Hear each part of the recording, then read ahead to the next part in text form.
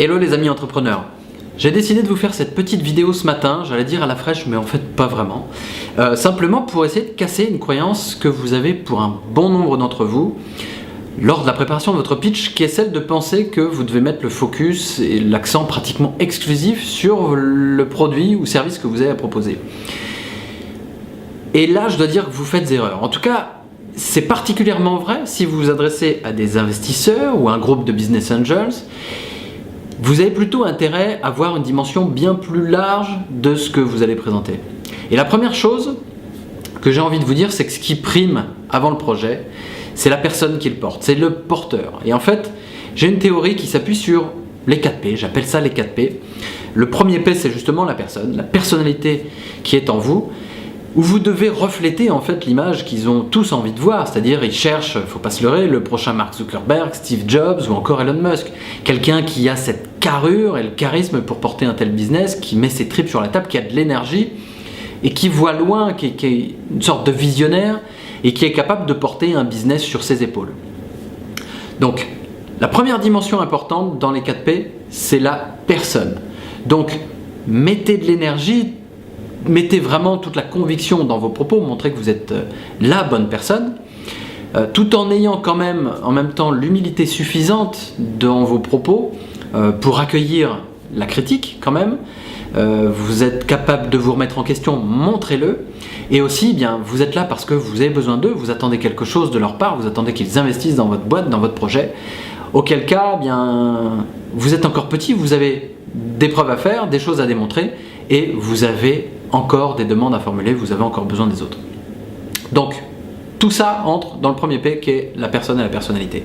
La deuxième chose, c'est le projet. Évidemment que le projet, c'est ce que vous allez développer auprès d'eux. Donc, il faut que ça tienne la route, il faut le présenter de manière solide. Le top pour ça, c'est d'avoir de quoi présenter votre proposition de valeur et votre business model.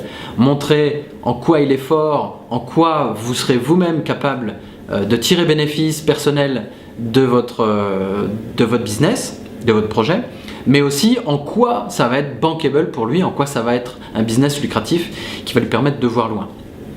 Alors, la petite chose que je voudrais corriger aussi, c'est qu'un investisseur, il ne cherche pas forcément à renflouer ses caisses, à tirer bénéfice qu'à travers de l'argent d'un business qu'il supporte.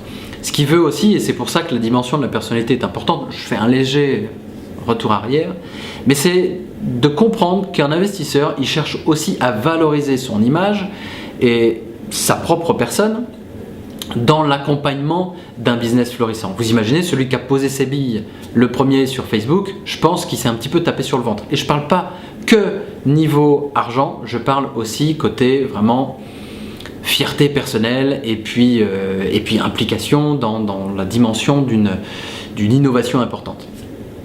Donc personnalité, projet.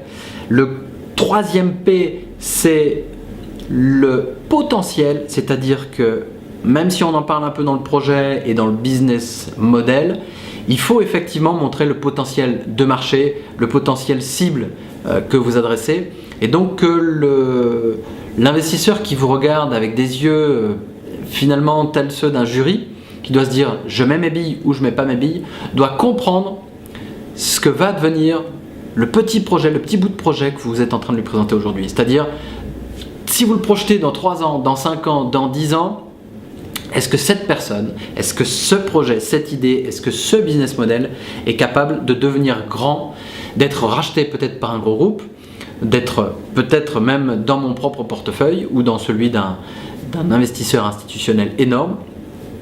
Quel est le potentiel que dégage le projet dont on parle aujourd'hui?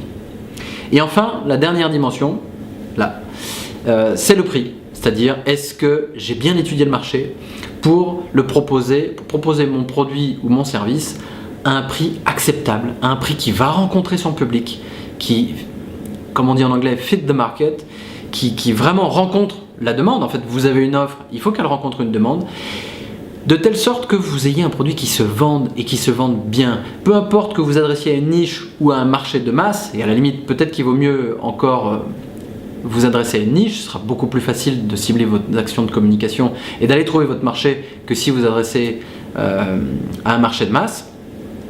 Et ça, je pourrais en parler dans une prochaine vidéo.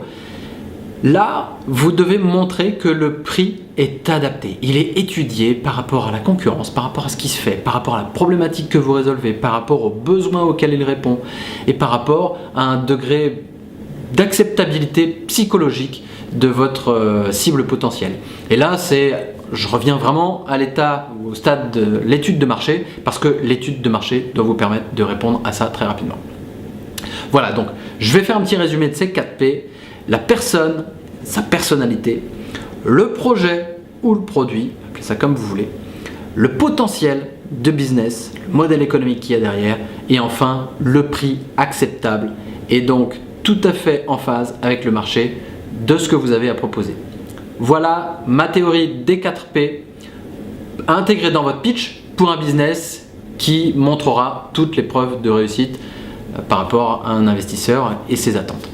Voilà, j'espère que cette vidéo vous a plu les amis. Si vous aimez, n'hésitez pas à liker en lâchant un pouce bleu et à la partager bien évidemment pour faire savoir aux autres ce que vous aurez appris peut-être à travers cette vidéo. En tout cas j'espère. À très bientôt. Go!